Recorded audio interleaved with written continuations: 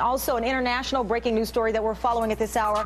We are hearing from some of the American victims of an Al-Qaeda-linked bombing during a pair of World Cup viewing parties. The Somali group Al-Shabaab says it is responsible for twin blasts that killed 74 people and wounded 85 others as they watched the soccer match in Uganda. 14-year-old Thomas Kramer was watching the game at a restaurant with his mother. The beginning of the second period, there was just this big, explosion, and the next thing I knew, I was on the ground with a whole bunch of rubble, and I was scraped up, and I have a big laceration in my leg.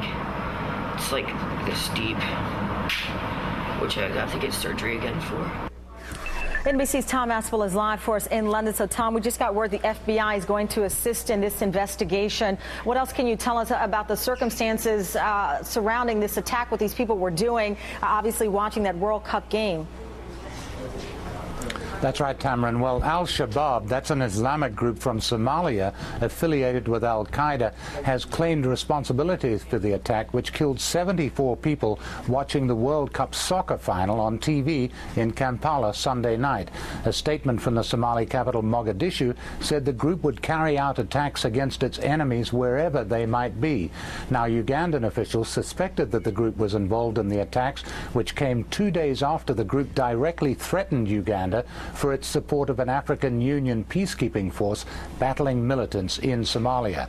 Now, the attacks on civilians in Uganda have raised concern that there might be other attacks against other African countries supporting the OAU, Kenya, Burundi, Djibouti and Ethiopia, for example. One American was killed and 5 others wounded in Sunday night's attacks, which appear to have been carried out by 2 suicide bombers, according to Ugandan police officials.